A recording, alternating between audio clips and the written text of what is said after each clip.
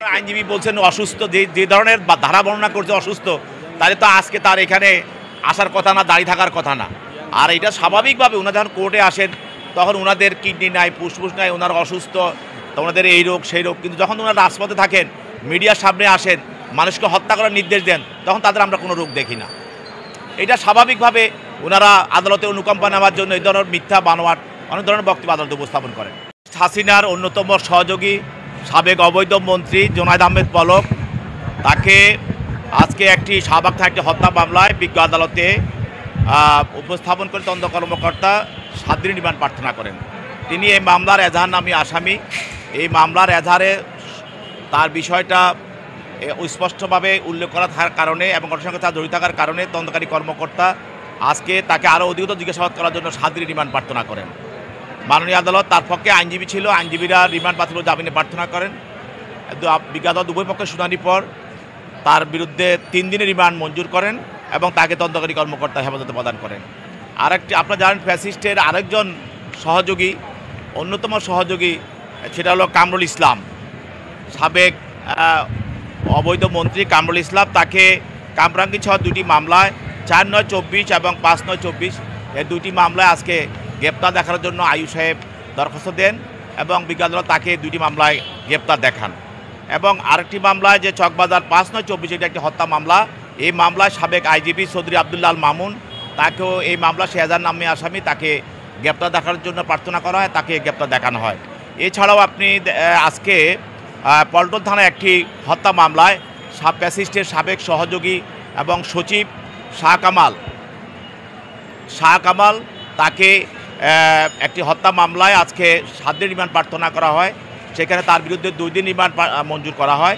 এছাড়াও মতিঝিল থানা 5/8/24 একটি হত্যা মামলা, এই মামলায় সাবেক সুরাচারের সাবেক দোসর ফ্যাসিস্ট হাসিনার অন্যতম সহযোগী রাশেদ খান মেনন, তাকে এই মামলায় গ্রেপ্তার দেখার জন্য প্রার্থনা করা হয় এবং তাকে এই মামলায় গ্রেপ্তার দেখানো হয়। পল্টন থানা আরেকটি মামলায় সাবেক আওয়ামী লীগের নেতা ইঞ্জিনিয়ার মাসুদা এবং গাজীপুরের সাবেক ভারপ্রাপ্ত মেয়র আসাদুজ্জামান কিরণ, তাকে 2টি মামলায় গ্রেপ্তার দেখানোর জন্য প্রার্থনা করা হয় এবং তাদেরকে 2টি মামলায় আদালত গ্রেপ্তার দেখিয়ে তাদেরকে CW রুমে জেল হাজতে প্রেরণ করে। তারা আসামিরা বলে নাই, কামরুল ইসলাম সাহেবের তো মানে একটু ভাব এবং যে আসলে উনার কিছুই হবে না। হ্যাঁ, উনি তো প্রতিদিনই একটা না একটা কথা ভাব দেখাতে চান।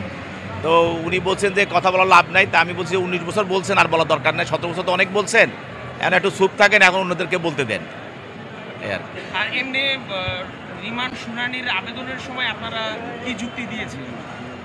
রিমান্ডের আবেদনের সময় আমরা বলছি যে তদন্তকারী কর্মকর্তা কখন রিমান্ড চায়, যদি তিনি দেখেন যে আসামিকে প্রাথমিক তদন্তে যদি তিনি পান যে আসামির অন্যান্য আসামিদের সঙ্গে জিজ্ঞাসাবাদে বা ঘটনা তদন্ত করতে গিয়ে যদি এই আসামির বিষয়ে মামলার সঙ্গে জড়িত বিষয় ওনার কাছে স্পষ্ট হয় এবং উনি যদি বুঝতে পারেন যে এই আসামির সঙ্গে অন্যান্য আসামিদের যারা পালিয়ে আছে বা যারা ঘটনার সঙ্গে আরও জড়িত আছে তাদের একটা যোগসূত্র আছে, তখনই তাদেরকে রিমান্ডে আনা হয় এবং রিমান্ড চাওয়া হয়। পলকের আইনজীবী বলছেন, জুনায়েদ আহমেদ পলক, তার আইনজীবীরা বলছেন যে স্যার আমাদের তো অনেক দিন রিমান্ড নিল, হ্যাঁ, আর কত রিমান্ড নিবে। আমরা বলছি যে দেখেন, 1581 জন লোক আন্দোলনকারী ছাত্র জনতা নির্মমভাবে গুলিতে নিহত হয়েছে তাদের, এবং এখানে তারা ক্রিমিনাল কনস্পিরেসিতে যারা জড়িত তাদেরকে হত্যা মামলাগুলি সকল হত্যা মামলায় তারা জড়িত এবং তাদেরকে হত্যা মামলাকে আনা হবে। তো সেই হিসাবে তাদের মাত্র শুরু হয়েছে, সামনে আরও তাদেরকে অনেক হত্যা মামলা ফেস করতে হবে, কারণ সকল হত্যার সঙ্গে এইসব গণভবনে তারা বসে এবং তারা বিভিন্ন মিডিয়ার সামনে এসে এই হত্যাগুলোকে উৎসাহিত করেছে এবং হত্যাগুলো করার জন্য তারা নির্দেশ দিয়েছে। অতএব সব হত্যা মামলার সঙ্গে তাদের জড়িত হওয়ার বিষয়টা সামনে আরও স্পষ্ট হবে।